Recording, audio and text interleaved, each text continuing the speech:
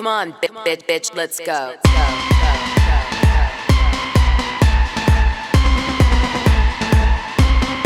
Come on, get ready, bitches. You haven't seen nothing yet.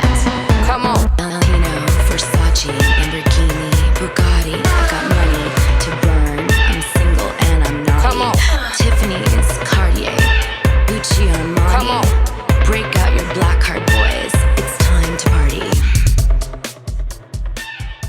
Hey, all the listeners out there for Dishing Drama Dana, but we're also doing another show on today, right, Nicole? Yes, we are going to do like a combined something super fun. I think this is a great idea. My podcast is Perfectly Twisted with Nicole Eggert. I'm a big fan of Dana, and I obviously, if you've ever seen my podcast, we also love Housewives.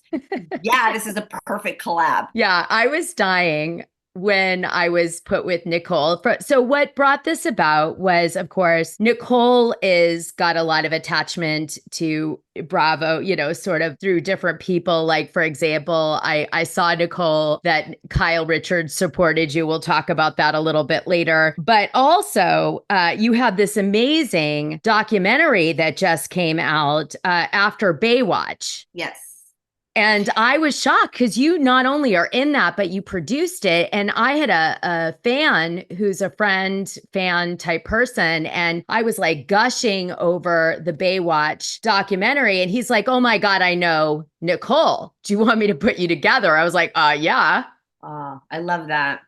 Yeah, it's been a long labor of love. We started it before pandemic. I had originally been shopping a show with a lot of the women from Baywatch. And it was sort of every network I took it to, it was sort of turning into a reality vibe. And you know, this has been a few years. That was when reality was really like on the uprise. And it just didn't feel right. So we didn't take any of those offers, but I was bummed. I was like, there's something here. There's something here. So I was talking to my friend, Matt Felker, who is a personal friend, and we're both really big documentary buffs. And he goes, why not make this project a documentary? And I was like, okay, let's talk about that. Like, what does that look like? I have a vision for it. He shared the same vision, and we rolled with it. And we got what we wanted done. I mean, it looks exactly how we wanted it to. It's so different than anything you would imagine from Baywatch. I was so tired of the same old regurgitated interviews. Actors are like on autopilot giving interviews. They use the same pictures. It just was like fluff and bullshit. And we wanted to just show like the depth. There was some depth there, believe it or not. And we wanted to get that across. Well, I enjoyed the behind the scenes information that was shared on the show. I mean, yeah. I loved the tea. Like, it's about time that some tea be spilled about Baywatch, right?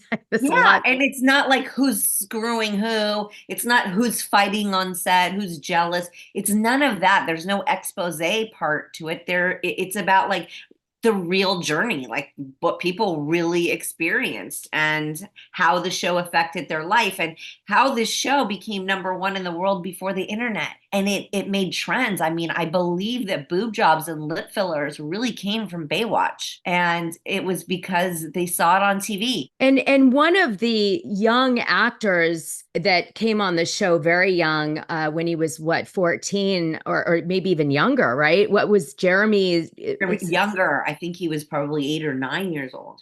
Okay, so he comes on the show and he has no filter, which I loved. I mean, I know a lot of people had a few jaw-dropping moments with him because he admitted that when he was clutching their pearls. Yeah, people were clutching their pearls, but he's very honest.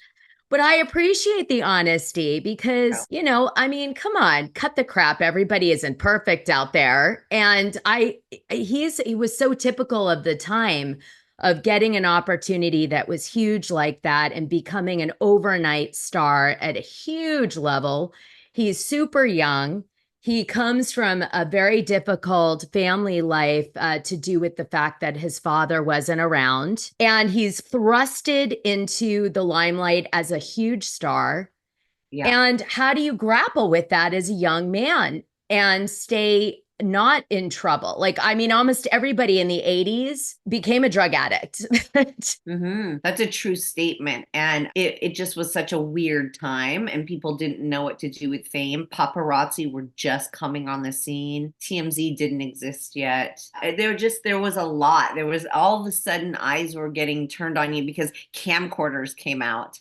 Up until then, we didn't have anything like that. People did not have phones with cameras in their hand. There wasn't any of that. So camcorders came out, and all of a sudden, people were recording everything. And to be fair, there's kind of three types of actors really around this time, right? There's actors that, they have a drug problem and it comes out and everybody knows. Right. There's actors that have a drug problem and they hide it really well, or a drinking problem. I'll say that. Yeah.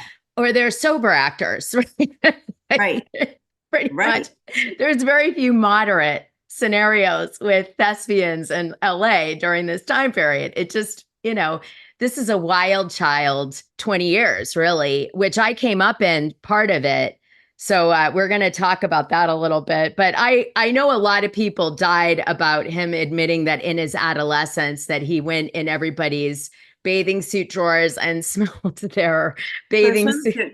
And turns out, like, I was his favorite. I was like, well, okay, I don't want to hear that part. Like, I don't want to know because I love him very, very much. But mine was his favorite. I got a kick out of it. It doesn't freak me out. He was a young boy. Like, what do you expect? I'm sure there's young boys that did way worse. Oh my God, to Baywatch? Yeah. I mean, if you had access to all the women that were on Baywatch and their undergarments in their room, you're going to tell me you wouldn't. So listen, I don't hold it against him. I actually really applaud him for being honest. Yeah. And it's really apparent in the documentary that, he was in love with you since a little boy. Right. Yeah.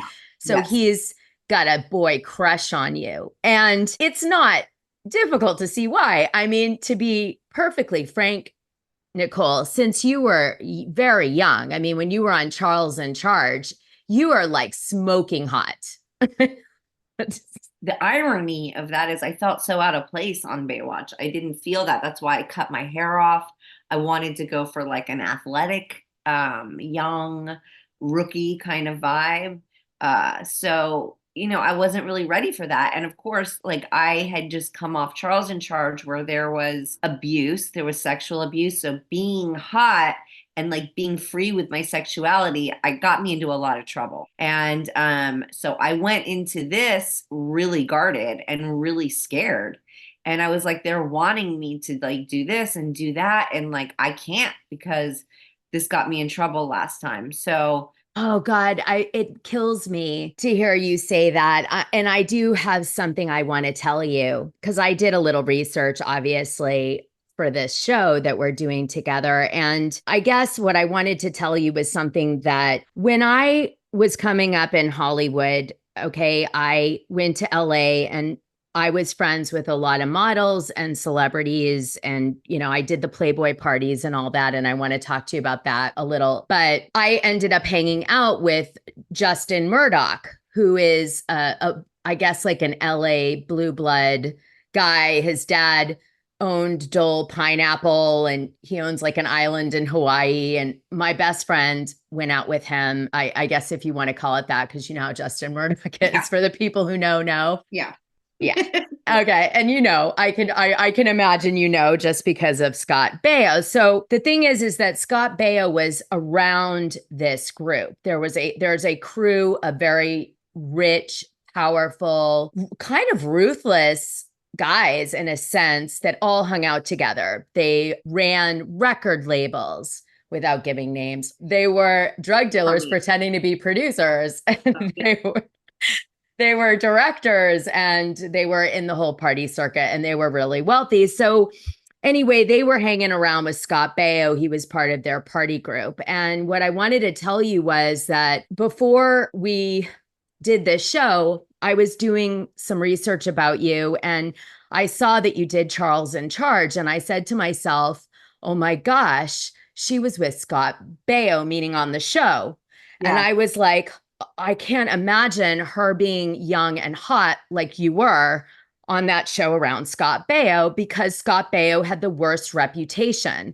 I was Yeah. warned on many occasions that he's a awful person. This was back at this time. I mean, I don't know, the guy could have changed. We're talking about, probably the 2000s for me. I know your time with him was earlier, but obviously he didn't change a lot at that time. Yeah. And I was told, don't intermingle with him. He's only into playmates. He never sees like a girl more than once. He's an over the top player. Like, watch out for Scott Baio. Watch out. It was like danger. I never went near him because of that. I actually stayed away from him. Now, I hung out with all the other a-holes in this group I'm talking about, but not, okay, intimately, but not him. And so when I saw that you were on Charles in Charge, I was like, oh my gosh, I want to ask her what that was like. Did she have any problems with him?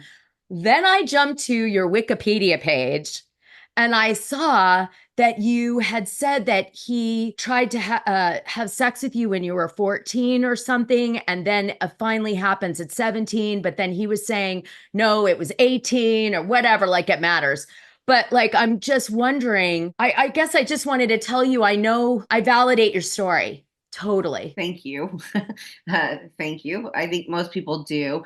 With all due respect to Justin Murdoch, I don't think Scott Baio was cool enough to even hang out with Justin. Justin was never anything but a gentleman to me. So like I've heard stories, I've heard all of that, but it didn't include me. With Scott, it was a on set all day, every day. We were together all the time. So there was a lot more room for grooming. There just was a lot more room for abuse to just start happening. I'm not the only child on that set he abused. So, other people came out. And yeah, I've heard horror stories. I've heard a lot of horrible stories. But when you're 13 years old, you're really focused on school and work. And like, you're not reading tabloids. You don't know what's going on. Like, you don't know what's going on at the Playboy Mansion. I went to the Playboy Mansion for the first time at probably 8 or 9 years old. I was doing a play at the Mark Taper Forum. And that's where the after party was. It was a Jules Pfeiffer play called Grown Ups. And I mean, I had the best time of my life. All the playmates took me in that grotto. My mom was there. We just had such a good time. Went through the zoo, saw all the animals. Of course, later down the road, when I would go to these I was like, come on, Nicole, you went later than that. You had to. Yeah. Oh, yes, of course I did. And I went later, and Hugh was always very kind to me. He had offered me to be in the magazine numerous times, and it just wasn't right for me. And he still respected me, and he still invited me, and he was still very kind to me. So I felt comfortable at the Playboy Mansion. But yes, you're right. He was a regular. And he was one that people would say, look out for. Yeah. Well, it was just funny how it went down. I guess I'm sharing this with you because it was so organic that I had that memory of Scott Baio and the warnings and everything. And then I jumped to your page and saw that. And I was like, oh, duh, that's on brand, at least at that time. Right. Yeah. I think he went on to marry a playmate. He Scott did. Baio. He did, and she's a real piece of work. I could go on for days about her. She's a nightmare. It's just they're a match made in heaven. Like, geez, I bet. Well, I didn't have great relations with Justin Murdoch, although I loved his brother before he passed away. I thought he was the best. But Justin, yeah, not so much. Him and I had a whole bunch of fights and stuff, but it was mainly because I was protective over my best friend who he was with for a while. So he wasn't the best boyfriend, as you can imagine. Well, yeah, I mean, listen, I think you can count on one hand how many good boyfriends there are here in Los Angeles. But oh my gosh, I know. Yeah. So tell me, what was your favorite Playboy party that you went to as an adult? I always loved the Midsummer's Dream. Like, I always loved that one because you could actually like wear clothing. Unless they painted you. I didn't, yeah, and that wasn't my jam. So I always, felt comfortable about that. And, all my friends were there. I would always see like my producers from Baywatch there. I knew a whole bunch of people there. And, I really kind of stayed out of any shenanigans there. So for me, it just was like a fun party. And I hold that in my heart. For me, the Playboy Mansion was never gross. It never freaked me out. I never had a bad experience there. I was always treated well. I always looked at it like this fantasy place because when I was a little girl, obviously I wanted to be a mermaid.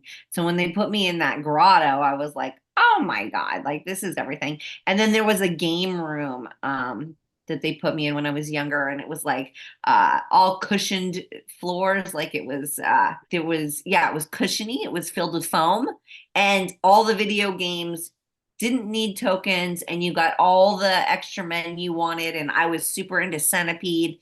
And so like my experience. I'm like, wow, you had the best time when you were little there. Sounds like that's awesome. It carried over when I was an adult because I was like, you'd be in the game room. Yeah. I love it. I had some crazy Playboy stories. I also am like you. I had a great time at the Playboy parties. My favorite was Midsummer, mainly because it was the most exclusive. Hugh had a bunch of different lists. And so, depending on the party, the list was bigger, and the Midsummer was the smallest and most exclusive list of the groups, right? I think New Year's and Halloween were like the least exclusive or something. That was a little crazy. Yeah, exactly. And so, you'd go, and Midsummer was like, you're going to get A-listers. Leo DiCaprio was always there. Tobey Maguire was there all the time. Who else was always there? My friends, like these were people I grew up with. I think it's Leo's rap is because he dates still 20-year-olds. That's why he gets like a bad rap. Okay, fine, but he can get them. So I mean, whatever. I don't know. So I would just see friends, and I think that there was a part of the Playboy Mansion that was just very normal, and everybody was there for the party. Yeah, and it was like the underground weird go into those bathrooms that were off the side of the grotto. There were those weird bathrooms. There was also that secret bedroom in the game room. There's a secret bedroom in there. Yes, which also had that foam floor, which when I was 8 or 9 years old, I thought was more like a trampoline. And my mom was like, oh, we should probably go. Like, you should probably get out of here. Are you done playing Centipede? Let's get out. But there was nobody in there doing anything creepy. But yeah, of course, in hindsight, now I get it. Yeah, exactly. Well, the grotto was very cool. People used to wander around, around it. I never went in the grotto. I probably should have done that with my clothes on, actually. No, I didn't do that. I did make out with Hugh Hefner once, so. Oh, you did? I love that. What was that like? Oh, God, not good. Not good at all. No offense to Hugh, okay? But big age gap. Yeah. What happened was this was when I first got invited to the Playboy Mansion. What happened was Hugh, he started the Playboy parties for a while, and then he stopped them for a while, and then he started them again. And I can never remember in the timeline, what part this was. But basically, he started doing these like Playboy corporate events at Garden of Eden. Do you remember this? Yeah. Oh, yeah. Okay. And so I went to one of those events, and I was, I don't know what I was wearing, but I was in some like hot outfit or whatever. And his bouncer, they were situate with all the girls he was traveling around with in like a little cul-de-sac thing that was like VIP in the Garden of Eden. And so his bouncer picked me up out of the crowd and said like, oh, come here. And I was like, all right. So I went up and started to sit with Hugh Hefner in the VIP area with these girls. And then the next thing you know, I was like moved over to sit next to Hugh. And then we started chatting, and he just reached in and went for a kiss. And I was like, what else do? I don't know. Why not? Go with it. So I made out with Hugh Hefner. And then that is when he got my number to get to his assistant or whatever, where then I was allowed to go through the registration process of getting on the Playboy Mansion list. And I had to send in a photo and all this stuff. And, they spot checked it every year and, made sure you didn't get fat or whatever. And then you could still come. Or married or whatever. So I did that whole thing. But that was my introduction to the Playboy. I mean, you bring up the Garden of Eden. I remember being outside walking in and him pulling up in a limo and like 6 blondes getting out with him and following me. And I was like, wow, wow, good for him. Well, what? it's true. And there's just, those were really fun times, even though there's total scandals, as you look back. I mean, there's scandals with everything to be, I mean, I don't know what isn't scandalous anymore. But all right. So I wanted to say that about Scott. I wanted to talk to you about that. Okay, I'm going to tell you one of my favorite Playboy moments, and then you could tell me one of yours, and then we'll move off this topic. So I'm dying. All right, so I had a situation where I was partying, and I was kind of spacing out, and Arsenio Hall sat down next to me, and Arsenio Hall was huge at this time. He was like a big talk show host. Yeah. And he started to kind of hit on me. And I was new to kind of the Hollywood scene or whatever. And I felt like I was in a movie. Like I really felt like I felt like I was sitting Coming to America. You were like on the Arsenio Hall show. Yes. I thought, am I dreaming right now? Am I on Arsenio Hall? And I was like all messed up too. So it really added something to it. But yeah, it was so surreal, but that's one of my favorite moments. I know that's probably means nothing to you guys, but it was really cool for me. Waved that big finger at you, like, because he has an especially large finger, doesn't he? I mean, if we remember this correctly, go back and look at Arsenio Hall's fingers. Does he? Yes, yes, they're huge. So I would imagine that this would be part of his pickup, and if it wasn't, it should have been. Totally. So did you have any weird experience for you at Playboy like that? No.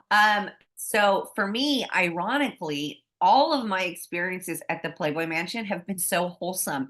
It's a little bit crazy. I've been there with my mother. We sat down and had a meeting with Hugh about like what my layout would look like, and we were on totally separate pages. I wanted to look like a little fairy. I wanted to be like a little fairy in a garden, and he was like, "No, you're gonna be like in a bed." And I was like, oh, yeah, no, then probably not.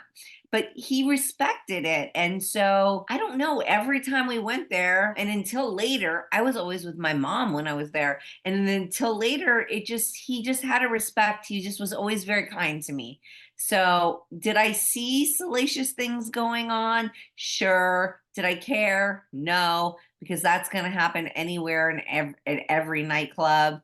And I don't really care. I just went there to have fun and enjoy his grounds. I mean, what a beautiful home he had. Yeah. So, my stories for the Playboy Mansion are boring. Well, what's funny? I had Jennifer Saganor on my show who did that, was involved with that Playboy docuseries that they did. Uh-huh. And she famously lived at the Playboy Mansion when she was young, because her dad was best friends with Hugh. And she came on my show to tell everybody that they took her stories, some of which were obviously scandalous, but like really took them out of context. And she was like, I had many wonderful times at the Playboy Mansion.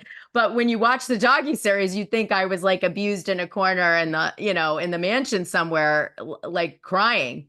It just wasn't the case. So they took her stories and they put a negative light and spin on them, and what came out was not at all what was she went through. It really upset her. Well, that's too bad. I don't that's unfortunate. Yeah, I don't know the story, so I don't have anything to say about it, but that's always unfortunate. I hate when stories get twisted. Yeah. do. And so I hate that part. Well, this brings me to another thing I had to talk to you about, okay? Yeah. All right. So I used to do some sponsorship deal stuff with Scott Carlson, who's Corey Feldman's manager, or Okay. was. Okay. And I don't think he is anymore, but they might do stuff from time to time. And I love Corey. My experience with Corey Feldman was always really nice. I used to hang out with him a little bit here and there in Sundance. And, I love Scott, right? His manager. And what happened was I found out later that Corey Feldman had done a movie, and the movie was making these allegations that Charlie Sheen had R-word Corey Haim, which is what sent him down the spiral. This was on the set, I think, of Lucas, and sent him on the spiral of some of the issues that came out with him in terms of drugs and other stuff. And so I was wondering, because I found out that you were engaged to Corey Haim, which I had no idea until we did this. I was in shock. By the way, huge Corey Haim fan. Two Coreys, ran the 80s, ran it. They were A-list actors at that time, and I love them. And I'm devastated at what ended up happening to Corey. And I just wanted your take. Do you feel that is a true story, or what do you feel about that? Okay, so I can only speak for like my experience, right? And I met Corey Feldman when I was such a young child. Obviously, we ran in the same circles. It was like Drew Barrymore, Alyssa Milano, Corey Feldman. It was all of us, and we were all together all the time trying to just like live some kind of normal childhood. Scott Grimes, a lot of people. And then Corey Haim showed up on the scene from Canada doing Lucas, and we all became fast friends. And so there were some weird moments with Corey Haim that I wasn't sure like what was going on. He got really very much into music. One night I saw him putting on eyeliner, and I said, "Where are you going?" And he was like, I'm gonna go meet, so and so and so. And I was like, "You need eyeliner?" Because this was way before like that was the typical, or Yeah. this was a little bit shocking. And I was like, okay. Then later we dated. We were 13 years old, for God's sakes.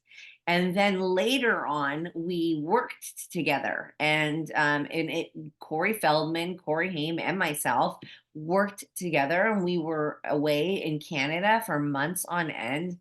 And listen, Haim expressed some secrets to me, and some deep, dark secrets, and about his abuse and what had happened to him. Charlie Sheen's name never came up. And that's all I Wow. can say. That's just all I can say. That Dominic, who was a guy he was like in a horror movie. He was an actor. He was the one that Haim had told me was abusing him. And, these are like pillow talk moments. So I had never heard Charlie Sheen being the abuser. But if Corey Feldman says it, then I feel like we have to embrace that and listen to it. But what I can say from my side is that Haim never said that to me. But I know that there was also other people in the industry that Corey Feldman called out that impacted Haim. And I just don't remember who they are right now, which is awful, because I should call those awful people out. Yeah. Oh, here it is. So besides Charlie Sheen, it was Marty Weiss, John Grissom, and Alfie Hoffman. Yeah, but what I will say from being really close with Haim and really talking about it, it was Dominic that really kind of turned his life upside down. There was not a lot of other names. We did go to a lot of parties that were called the Alfie Soda Pop parties, and they were the New York Seltzer. They were put on by Randy Seltzer. There were these parties, and the weird part is, and Alyssa and I, on a recent podcast of mine, we talk about it, and we're like, oh my God, our parents dropped us off, and we're like, okay, we'll pick you up at like 10, midnight, whatever. But the problem is that these men weren't preying on us, they were preying on the boys. Oh So, my gosh. so us girls were, strangely, we were safe, and we went in and out of there. We danced, we had so much fun. We did whatever we did. It was the boys that were being abused. And it's heartbreaking, it's really sad. It's totally heartbreaking because, the predators get the parents' trust, and the parents also, in some cases, make a percentage of what their kids make because they're managing them and they're making a lot of money, right? Because they're stars. And so they don't want to rock the ship. And some of these people are in positions of power, and the parents want to trust them. Yeah. They want to believe that they're putting their kids in safe hands and that this is a networking opportunity for them and this and that. It's going to be great for the family or the kid, especially poorer kids, because a lot of actors that come in, they aren't from wealthy families. They do become the primary breadwinner. And Right. then these predators take advantage of the kids. They give them alcohol. Oh, you're 14. It's okay. You could take a sip. Don't worry. I won't tell. Then you lose your judgment. You're like, and something could happen, and then you're ashamed and you don't want to talk about it, or the person's too important to talk about it because they'll end your career, So it's Yeah. And then there's like the sleepovers. But you also have to understand there's people like Scott Grimes, who's a great friend of mine, always was a great friend of mine, comes from a great family. His parents also dropped him off there. He actually remade the Baywatch song for me because he's like one of the most fantastic singers I've heard in a long time. Like, I knew he was the only one that could carry that song. And again, he was dropped off there, but didn't get involved in any of that. So I think that when there are predators, they just know which kids to go after. Does that make sense? Like, yeah. they know who to go after and who to leave alone. It's so interesting to me. So you got engaged to Corey Haim, and then what happened? Why didn't that end up going to a marriage situation? Well, listen, I don't want to hurt his mom and I don't want to hurt his sister Okay. because this is a super touchy topic, but we worked together and he proposed and I thought, okay, we've known each other for so long. We understand each other. We're in the same industry. Why not give it a shot, right? And we moved back to LA. We left Canada. We came back to LA, and he moved into my place, and it was dark. It was dark. It wasn't what I thought. It wasn't the same guy I saw on set. He was using. Um, and listen, I love Judy. I love Carrie. I love them. And I know that Corey did not die from an overdose. Like, that's not what happened. So I I want know to that too. I know that I want too. to I want to protect that. But for me at that time, it just wasn't what I was looking for. And it wasn't, it seemed very unhealthy for me. So when we got back to my place and it was like light, all the shades are closed and the lights are off and the air conditioner is on. And it's just like anybody that knows me, I have like all the windows open, everything's open. Like, I'm like, look at the hummingbirds. I'm feeding all the birds. Like, I'm that person. So when it wasn't that and it didn't change and he didn't want to change it, I felt really sad. And I said, well, you're going to have to like go home to your mom and like, let's figure this out later, but go home, go be with your mom, who can care for you and love you. And that's kind of where it ended for us. I'm so sorry that you went through that, and I'm sorry for him and his family. It's just Yeah. tragic. And whoever did this, to Corey, I really hope that they struggle deeply inside forever and rot. I think he died. I think he died, and I think that's the best thing we can ask for. Well, So he can't do this to other children. we won't be mourning that guy. Not mourning that guy. Mm-mm. All right. Well, thank you for being so honest. I'm sure that was not the easiest conversation to have, but it meant a lot to me. So thank you. I wanted to tell you that. Okay, so I have a theory about Pam Anderson's sex tape I want to tell you. Okay. Yeah. All right. So I know that it came out in Daily Mail and all these things that the person who stole Pam Anderson's sex tape was a construction guy who then brought it to some other guy who blew open the safe or whatever, because he took the safe and he brought it to this guy with connections and he blew open the safe and then he sold it to, in Europe. And then eventually it gets leaked out in the States, et cetera, et cetera. But a lot of people don't know that Rick Solomon, who well, I know you know too, Where you're going. Rick Solomon was involved in a sex tape scandal, okay, which was Just one. He's been involved in plenty. exactly. And I believe that Rick Solomon somehow orchestrated Pamela Anderson losing that sex tape because Rick was dating, Paris, this, but also he was dating Pam Anderson. He ends up I think getting married to her at one point or another. And I think they got married twice. Did they, correct me if I'm wrong, but I think they got married twice. Okay, so they get married twice. I'm telling the story more from less from the news and more from my understanding of Rick, my feeling about Rick. But Rick stuck around Pam and he didn't just break up with her and that was it. See you later. We don't talk anymore. He was around. And there was a lot of ties between him and people I dated and Paris. They all kind of dated around the same people. And I noticed that Pam and Paris were both dated by guys I dated that were friends with Rick.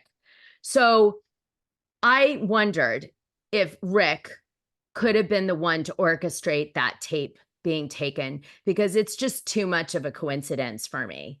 And he was way more a likely candidate than some random construction guy that walks into that house. And Pam would have told him about that tape, or at least maybe they would have joked around about it, maybe in front of him. I don't know. That to me is a better story. Okay. Well, listen, Rick, if you're listening, we met many years ago, way before all of this in New Jersey. We spent time in the Hamptons before any of this, before even Baywatch was a thing, I think. What I'm going to say is that I know there are interviews with Tommy Lee saying that they sold the tape. I know that Bobby Brown, if you know who she is, she has an interview that says she knows they sold the tape. I'm not mad at them for selling the tape. It's like a Kim Kardashian situation. Who cares at any that was what was happening in those times. I got offers. I will kid you not. I had offers to do a sex tape and sell it, and these were the numbers and this is what it could look like, and I just was like, is this a joke? Because you're coming at me like this is some sort of record deal. The sex tape. So it's weird. So on one hand, I don't want to go against Pam as far as if she thinks it was really stolen from her. I feel bad for her because I don't believe it was. And I'm going to say that I don't think it was. How could it have been? Well, that's what I'm saying. I just feel like Rick being involved somehow is, it's just. And then she remarried him again. Yeah. After the whole sex tape thing. And listen, Rick has been nothing but a nice guy to me too. I'm like, I know what Rick does. I know he's a bookie. I know he's this. I know he's that. He's a gambler. Oh my God, like me. Okay, good. I was afraid to say it. I love it. Yes. I'm not mad at him. He's not a producer. He's not a producer. Maybe later with the money he made from the sex tapes, he became a producer. Maybe. I like him. I've never disliked him. He's never done anything to me to dislike him. But I think he's a smart business guy. I think he knows how to make money. I think I just think he's like, on that dark web kind of smart. Let's make money. I love it. Far as Pam goes, I don't know what her role was in it, because I want to believe her that she was unaware, but that's a hard one. That's a hard pill to swallow. I just if that was me and I had sex tapes, I'm pretty sure they would be under my care and nobody would be able to get them. Yeah, something's weird. Maybe Tommy did because he loves that damn sex tape. Have you heard him talk about it? Tommy Lee? And God bless him. He should. Look at him. Look at his wee wee. Look at that. And I haven't even watched the sex tape, but I'm telling you, he's a sexy guy, right? Like, he's a sexy guy. She's a gorgeous woman. Like, who wouldn't want to watch this? I don't know. Yeah. Well, you guys were all gorgeous, really, truly. I can't get over it. I know I started the show with this. Nicole, you seriously, my gosh, like, wow, you got lucked out in the looks department, totally. Just saying. Wow. I lack in some other departments, so it's a trade-off. It's okay. Okay, so I have a question to do with Kyle Richards. You must have known her in the acting stuff, right? Well, what's weird is that I knew Kyle Richards from Little House on the Prairie. Like, we were all really little kids. So, and we all spent a lot of time out in Malibu. And when she came to support me, I just felt really, I don't know. It touched me. I thought it was really amazing. I thought it was very kind. Her and Bethany both, and Bethany's boyfriend at the time, they all really kind of came to my defense, and they really supported me. And I don't know how else to say it. It's just that, like, I was taken aback by the kindness.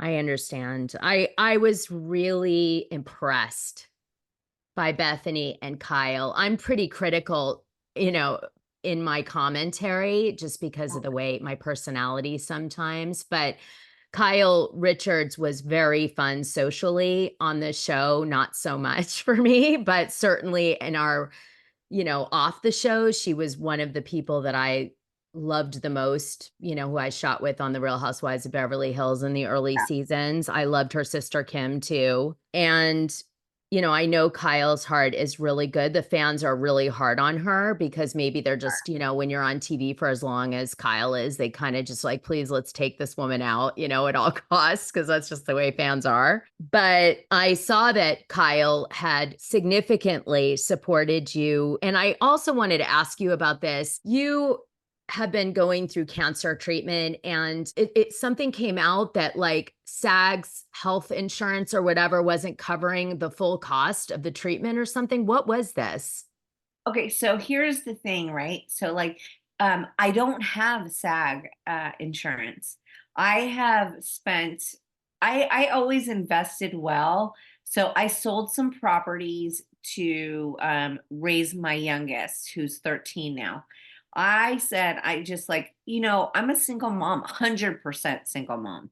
I'm not like, I'm not one of these moms who's like, oh, I'm a single mom, but then the dad pays all the bills or the dad picks them up on the weekends. No, no, no, no. I am a 100% single mom. So when I cashed in, I said, I'm just going to take care of my kid. It was more important to me to spend time with my children than to work. I wanted to be both parents. I wanted to give her everything I could. And then I got diagnosed and I was like, well, we've been living 13 years off, me cashing in on my properties. And I just was like, okay, this is wild. I don't know how this is going to happen. And what people don't understand is that you have to make payments every month to insurance. Otherwise, they're not going to cover you. I don't care what your diagnosis is.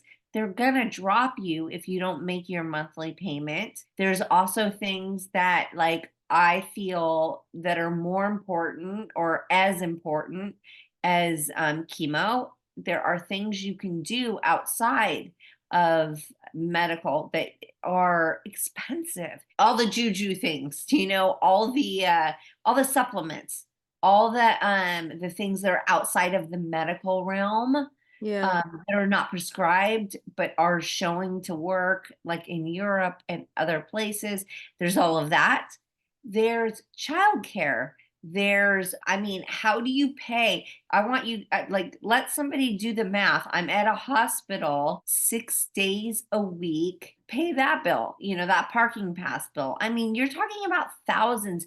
You're talking about so much money, and I can't be hired. I am not going to be covered by insurance because I've been diagnosed with cancer. So nobody's hiring me. I'm just like left out in the cold. I'm left on my own. And that's a scary, scary feeling. And I don't live beyond my means. So people can sit there and say that, like, oh, she did this, she did that, blah, blah, blah.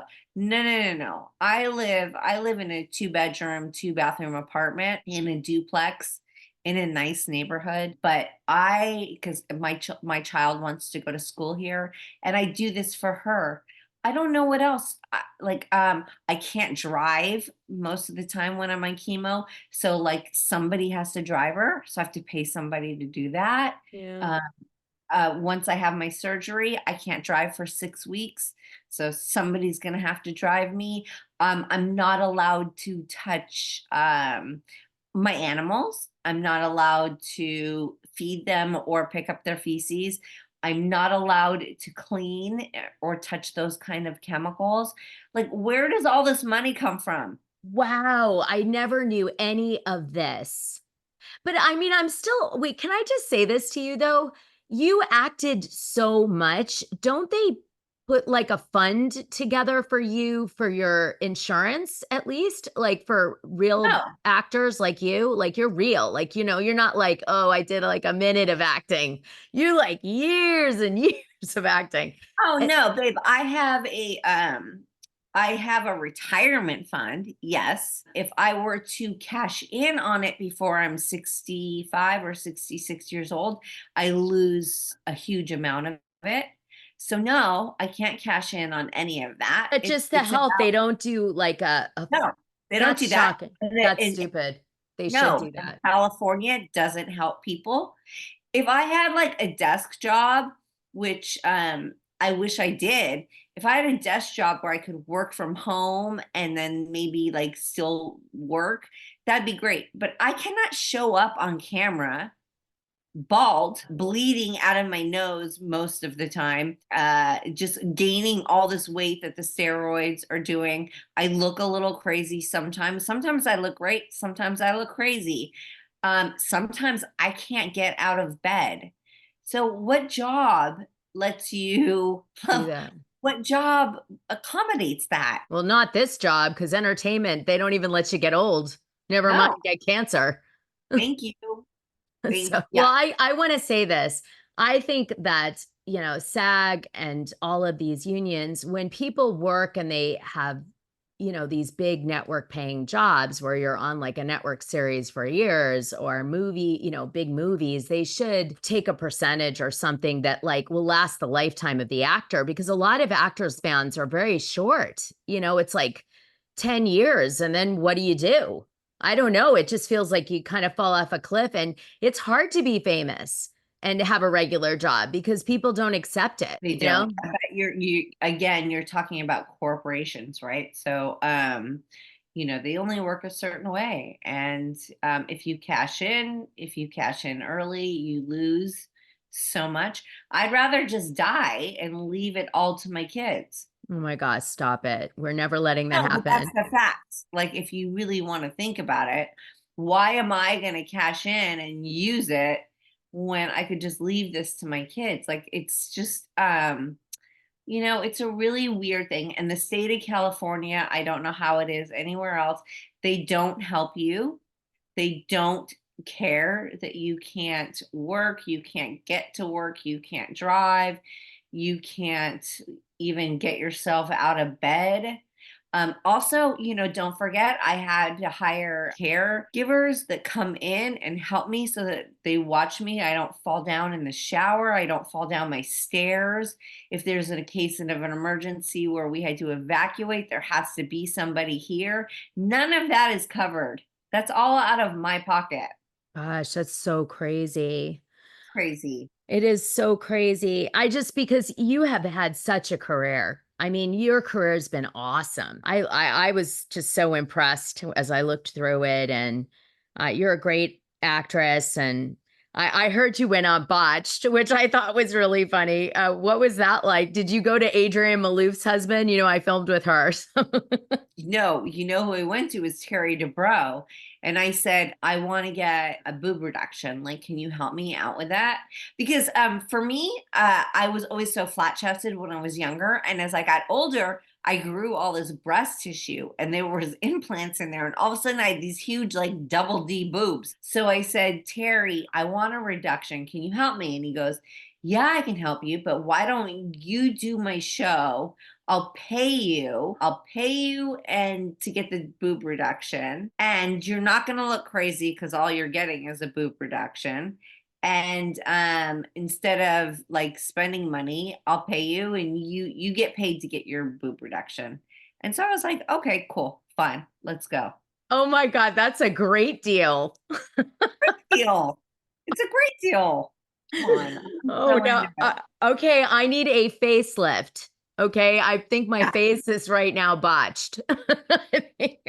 I don't think so. I think you look really gorgeous. Like, I don't know what you're seeing.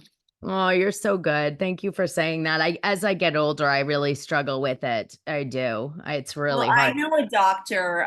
His name is Dr. Truesdale. He's in Beverly Hills, right off Rodeo. Go tell him that I told you to go there. Look him up on social media. Dr. Truesdale, he is phenomenal. Go look at what he's doing. He's really ahead of the game. You don't even have to go under. He can do surgery while you're right there in the office, and his work is fantastic. So that's my piece of advice. If you feel like you've got a little issue or whatever, go talk to Truesdale. Yeah, I need a little tightening up here. I will tell you, I tried Botox in the neck, and boy, did that work a treat. I was like, why haven't I been doing this for like the last 3 years? It came out so good. You'll have to tell me more about that. Right now I have tubes, that go up into my neck, that go into my jugulars. What? Yes. So I have a port in my chest, and then there are tubes that go up into my jugulars so that that's where they can put the chemo. So I have tubes that go up in there. I can't mess around with my neck right now at all. Well, okay. First of all, let's talk forward thinking.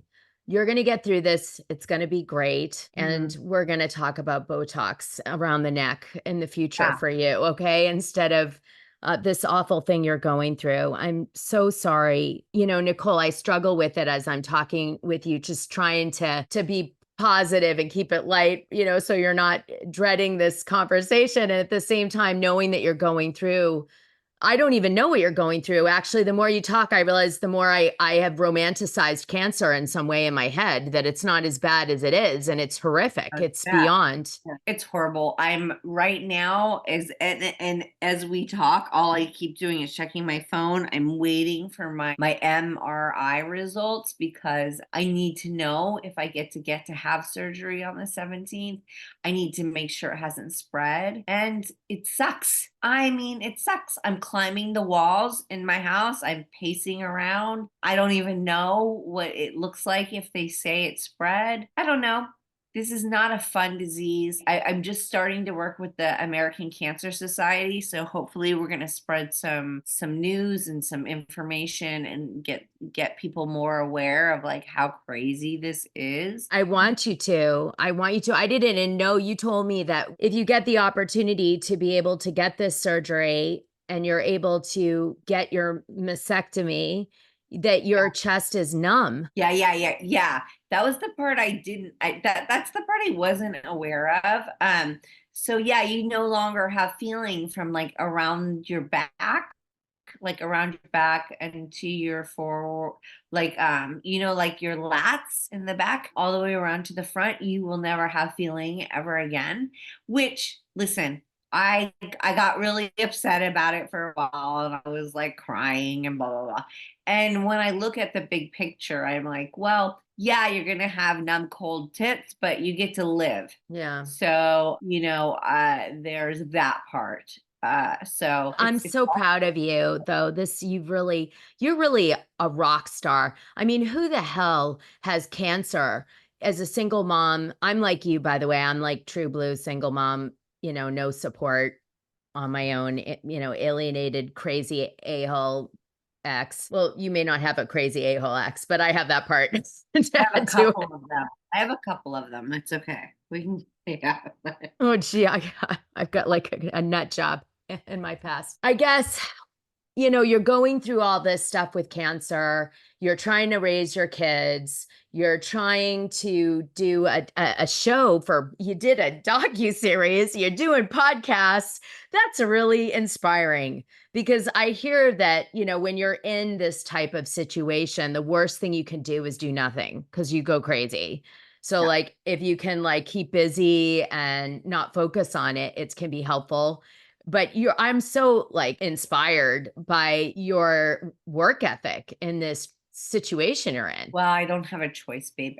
It's like it's that or go crazy and climb the walls, So these $25,000 sunglasses, do you still have them?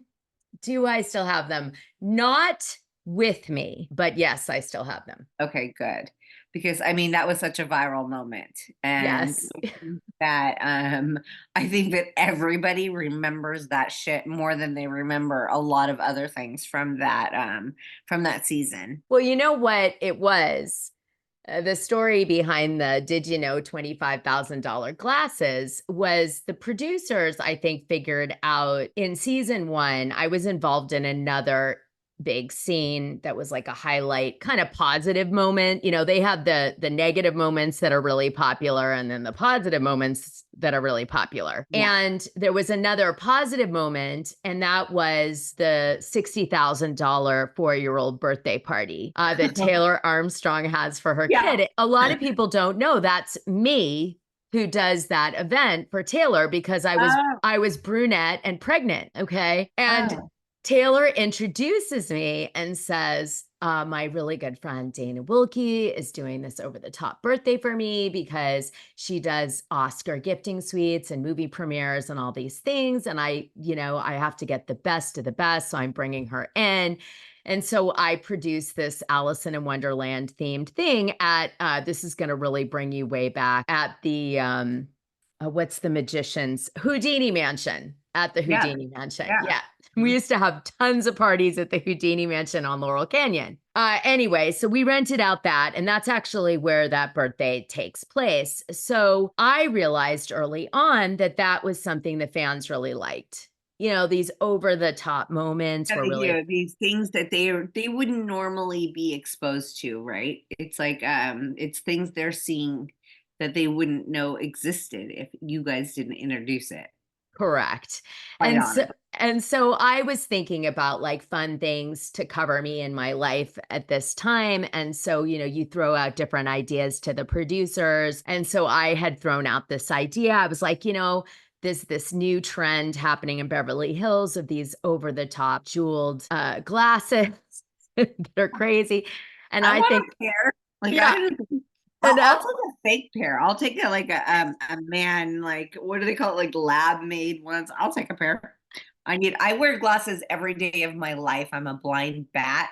So I need fun glasses. So I wouldn't mind imitating yours. Okay, well, I have something to tell you about that too. A girl talk about your eye issue. But what I was going to say is that I said there's this new trend and people are getting these outrageous glasses, and there's a new vendor in town doing this, and they're called Luxuriator. And people have never known where the glasses came from. So I'm now telling you where they came from. They were this company, Luxuriator, and he specialized in these one-of-the-kind glasses. And, you know, they would go from 25,000 to, I guess, like 50,000. Little did you know that mine were like the bottom of the barrel. Well, I mean, they were gorgeous. Who cares? So they watched me buy them and everything on the show. They filmed all that, but they didn't end up showing it because the guy I was referring to earlier wouldn't sign the release because turns out he had a double life and was cheating on me. But at the time, none of the fans knew that, nor did I. So they didn't show that part. But then they ended up showing a part where I go in and are talking about the glasses. So the producer said to me, make sure you tell every single girl at the party about the glasses. So I said, sure. All right. Oh, okay. Okay.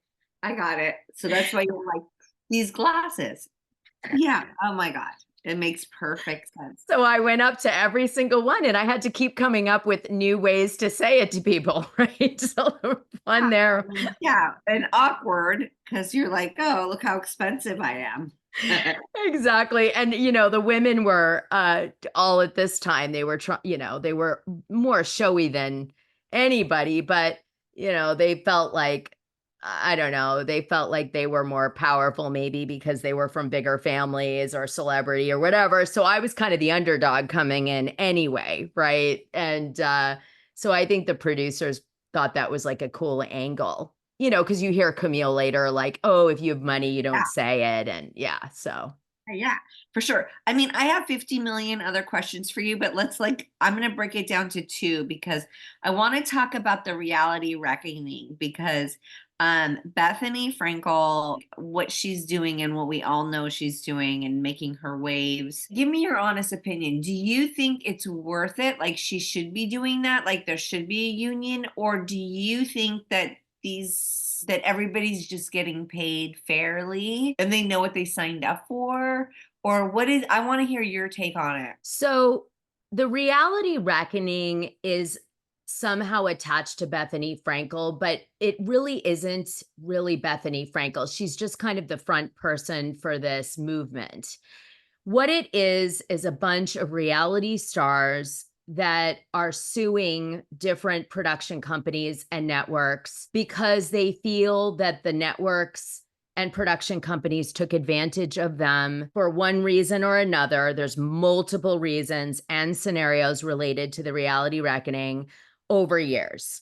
And so my take on it is that you shouldn't be able to sign your image, everything, for perpetuity in every jurisdiction, including, international, for a small flat amount of money when those things didn't exist at the time that you signed the contract. Right. Okay.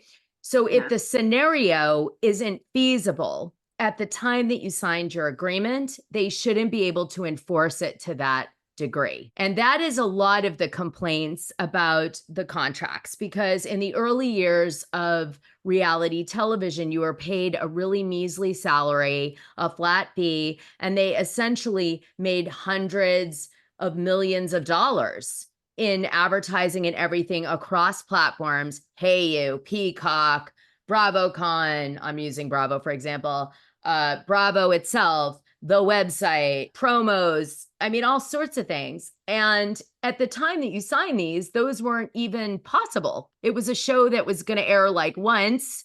Okay. It was not syndicated. It wasn't going to happen. So like for you, you couldn't fathom what this was going to become. And you were paid $2. And the thing is with the fans, every time a new audience member watches a show, they come at you like for the first time. Okay. So there are people that are villains on these shows and, for 20 years, they're being attacked about it, not just one time 10 years ago. So it's very difficult for them. And I think the agreements, certain aspects of them should have been deemed illegal. That's my take. And they should be rethought through and compensated on the past agreements. Now, there's other things which are a different aspect of the reality reckoning, which is things that are wrongdoings. And what is a wrongdoing? Allowing sexual harassment to happen to a person for good TV, allowing a male character, for example, to assault in any other situation a reality star on camera and not have the producer step in and stop it. Yeah. You know, things like that. And that's a different level of the reality reckoning, which is at what point does the producers have a responsibility to step in and say, you've got a drinking problem, you shouldn't be drinking on the show anymore, instead of here's a free bar, let's see you get really drunk this time and fall flat on your face for good TV, right? So that's a little, that's a different conversation that's occurring there. And then, you know, you add to it that there's all these reality stars at different levels, from super, super famous to not that famous, but they still have to deal with sort of the aspects of it. And those people have no protection. So I actually recently had a situation come up, to give you an idea, where Shed Media, who produces Real Housewives of Salt Lake City, wanted to license about 30 seconds or 45 seconds of one of my YouTube videos that I did that was gossip, because I do gossip on YouTube about this type of thing. And so they sent me a contract, and they first offered me 0 guarantee for exposure, and I would just give them the clip like a clearance. And I said to them, are you out of your mind? I've done, like, I used to be in product placement. Give me a break. Like, I've done over 100 movies product placement. That's like a side thing a lot of people don't know I did. Okay. So I was like, you're crazy. That's not happening. So what ended up occurring is I came back and I said, I want at least some exposure. I want, you know, something. And they were like, well, we'll offer you a special thanks credit, and maybe we could show your logo, but we won't say what we'll show. And I thought about it and I said, you know what, send me the contract. So they send me the contract. The contract is from a subsidiary of Shed, not Shed. And Shed is a subsidiary of, like, you know, NBC, and NBC or Bravo. And then Bravo's a subsidiary of NBC. So in other words, there's no way you're going to sue, because there's all these layers of companies in between you and the people that are distributing the product. So what I realized is I was about to do the exact same mistake that I did before, right? Thank God the reality reckoning kind of was in my mind, because I thought, I'm not going to do this again. So I went back, and do you know, Nicole, I asked for $3,500, which is like an appearance fee in Bravo's landscape. Like, if you go and make an appearance, it's paid. It is so cheap, flat. That's it. To give them the rights of this 30-second clip for perpetuity. And by the way, it's a key point. That's some tea for you. In the upcoming season of the show, it's a key plot point. They're going to have to now reshoot it and have the women pretend it's something else or whatever. But they wouldn't give me it. They ghosted me. Oh, that's wild. $3,500. This is a hit show. 2 million downloads. So, I mean, reality reckoning, boy, do we need it. We need it. And we need a union. You know, SAG, if you're listening, we need one. Influencers need one. And so do reality TV stars, because the network doesn't care. They're just going to exploit everybody. And it's not right. It's just not right. Okay. So way back when, way before there was reality TV, but there was The Bachelor. Mike Fleiss and his company came to me and they said, do you want to do like a reality show, and you're going to get paid this amount of money? And it was a large amount of money. But the issue was, you don't get to know what you're walking into. And I was like, well, what is it called? And they were like, The Real Gilligan's Island. And I said, okay, I'm down, because if there's anybody that's going to live on an island, it's going to be me. I'm all for it. I'm here for it. Let's go. You know, I showed up. I did the job. It was way more sketchy than it should have been. There was a medic on set who would sneak in at night and tell me, like, just get off the show as quick as you can, because there's a hotel we all get to stay at. There's a resort. And he's like, there's snakes everywhere. There's panthers everywhere. There's like all these things. And I was like, okay, so let's do that. And they starved us, but it looked like the Gilligan's Island. So I was like super excited about it, because I was like, Gilligan's Island was my show growing up. I was like, I love this show. I want to live like that. Like I could live like that. So Mike Fleiss, in hindsight, treated us very well. And Sally Ann Solano was next in line. She does New Jersey. She does all those Jersey kids. You know what I'm talking about, right? Yeah. So she was like on the lower levels. I really grew to like her. I didn't like her at first. I was pissed at her, but we really grew to like each other. I think I appreciate what she does. And I think that there's certain shows where they do treat their cast very well. And I'm surprised. I was really actually surprised when Bethany came out and said, this needs to happen, that needs to happen. And I just was like, wow. But I think that they were relying on the fact that you guys were all very wealthy. I mean, they As weren't. an audience perspective, they were all like, well, these are all like really wealthy women. So like, who gives a shit? Well, I think what happened was that they were like the studios were back in the old days in the 50s, and they recognized that they were going to take somebody who had zero value in entertainment and give them tons of value, like they did with all the starlets. Yeah. And because they made you into a starlet, they were going to own you, or own at least as much of you as they possibly could. Yeah. Because without them, you were nothing. Yeah. And they didn't care if you went broke or lived or died or whatever happened. Doesn't matter. You were a commodity. Yeah. And that is what reality TV production companies and networks thought of reality stars. And so, whether we were wealthy or poor or young and pregnant or whatever the theme was of the show, right? Because we weren't existing stars. Remember, you were probably brought on this Gilligan show as a ex-Baywatch star or somebody that was already established. Yeah.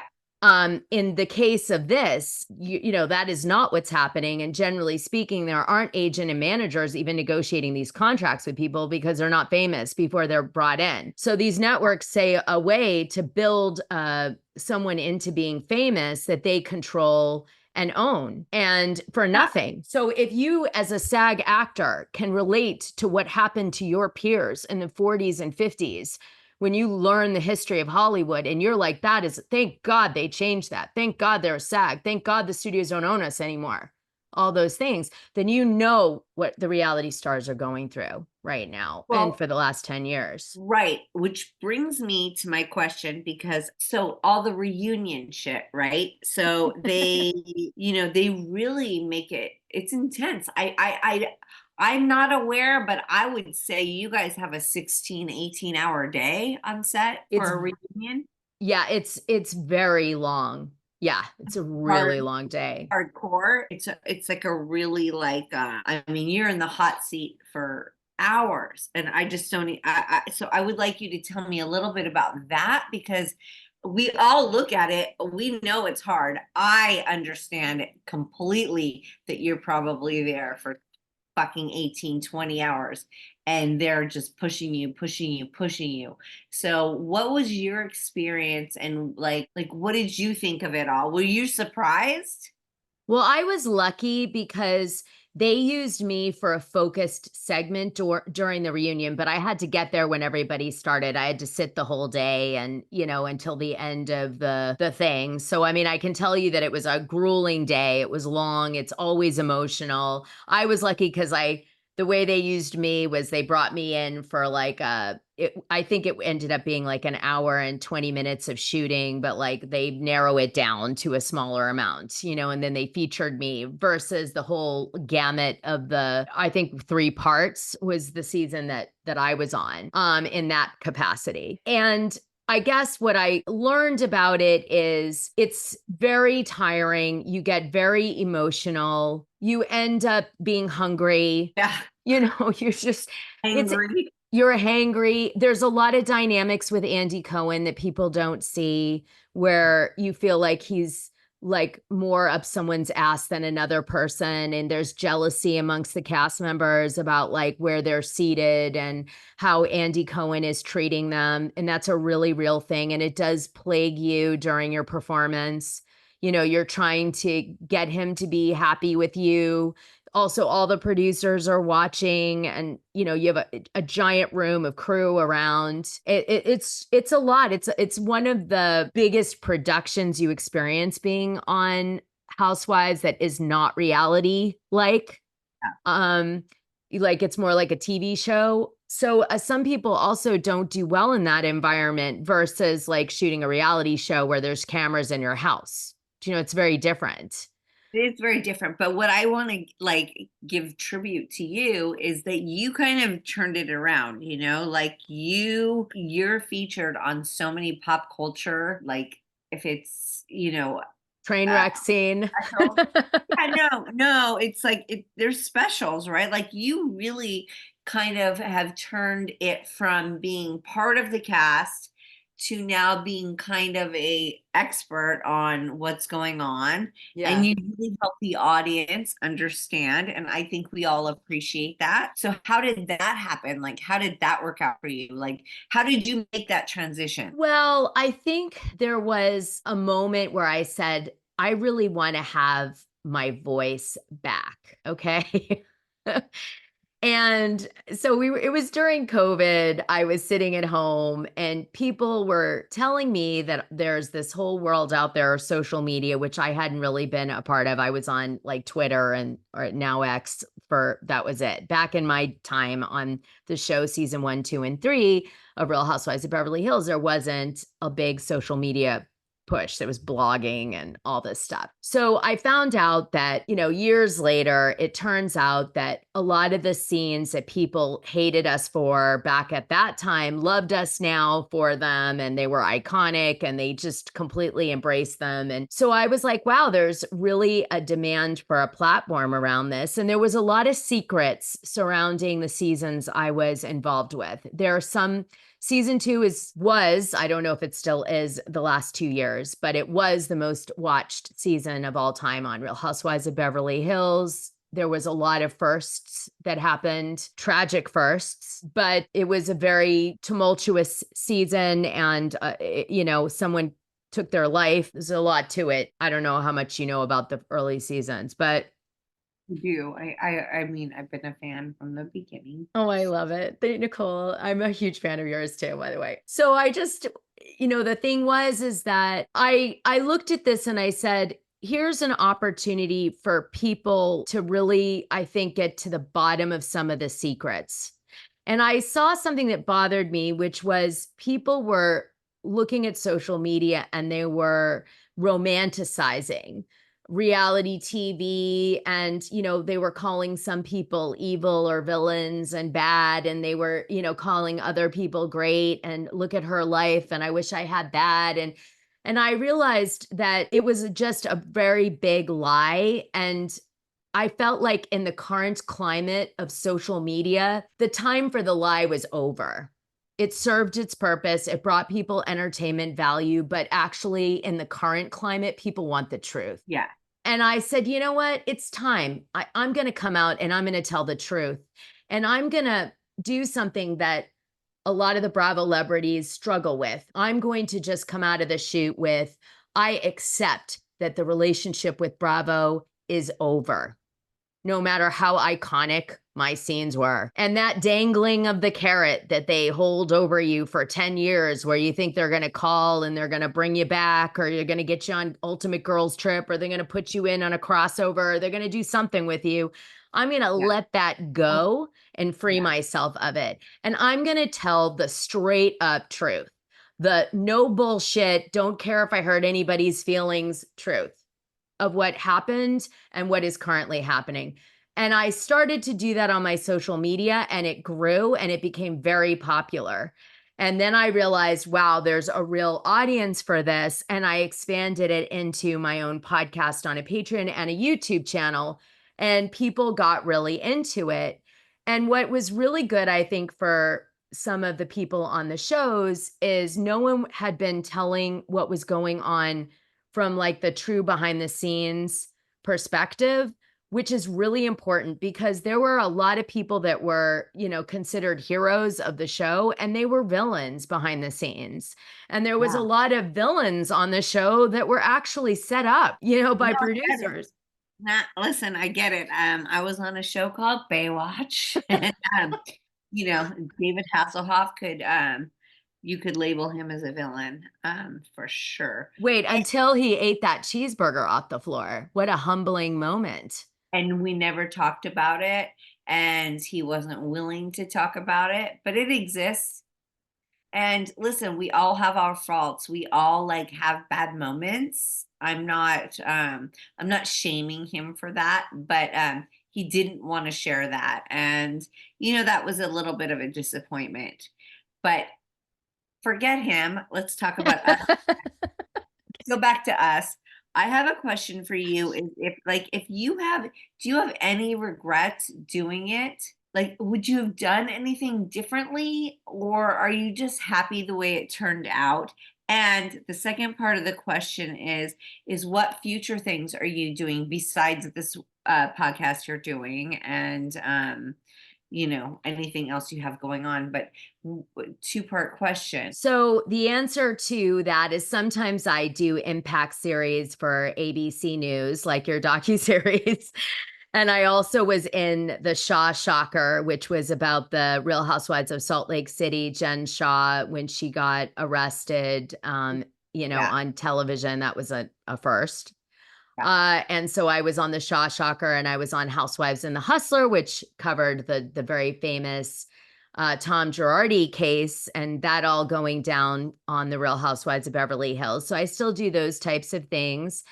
And I don't know. I don't know what the future is going to bring. Right now, I'm really excited about my platform. I love my shows. They do really, really well. They allow me to say, whatever I want to say in the way I want to say it. And boy, is that freeing when when you know what I'm talking about, Nicole. I know you do. I do. And you know what I want to say is I'm so happy to talk to you. And I feel like there's not a lot of people you can speak so candidly with, and you're one of those people. So I appreciate you. Well, And thank you. I hope we get to do this again sometime. And I hope I just get to see you in person and like give you a big hug. Yeah, this has been everything for me. I love you. I've followed you, and my audience is obviously going to be really like happy to hear from you. So, And Nicole, I am definitely doing another show with you, whatever. I'm like, we have so much more tea to unpack. I don't think we should be afraid of the truth because, people live in the gray. The time of people being, good or bad or all yeah, that, it's over. yeah, The the days situation. are over. Yeah, Yeah, the situation is gray. Let's cut the crap, everybody, and let's just talk about it. And let's learn from all the crazy experiences that we all had. I mean, I think that's way more interesting than trying to pretend we're, Betty Crocker. Does anyone even know who Betty Crocker is anymore? or Holly Hobby, like the Holly Hobby, like That was my bedroom theme when I was little. I like the Holly Hobby, like cooking, baking thing. Oh my God. Yeah, Yes. I loved it. Oh my God. But I think we need to get real about these things. And, unfortunately, life is dirty and people are dirty and it just is what it is. But let's talk about it. And I'm willing to do that a lot more with you. I have a load of secrets to tell you more about Bravo and all of that. And I do want to say my one regret about doing Real Housewives of Beverly Hills. And that regret was that the pretenses that I came in under, which a lot of people don't know this, but the producers wanted me to out my best friend's abuse on the show, and I Yeah. didn't do it, which is why I lost an opportunity with that. And anyway, she ended up doing me dirty later. That's not the regret part, but I regret that I didn't come in on a season where that wasn't going to be my initiative that they had in mind for me. Oh, Yeah. well, I'm on your side. I'm on your side, and I'm off to the hospital now. Oh my God. And more money, Nicole. We need more money, both of us.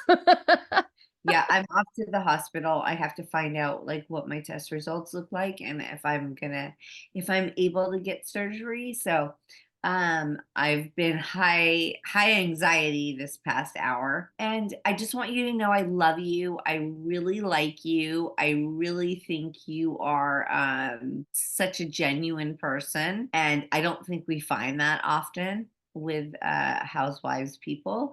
So I congratulate you on that. And anytime we want to talk again or chat again, or if you even want to reach out to me privately, I'm here. I love it. And I want to know what happens when you're ready to talk about it. Cause I'm Yeah. also on pins and needles this whole conversation, thinking about it. Cause I know that you've been holding that this whole time. So That's a lot. It's a lot. I don't know. You all know, right. my future is my future.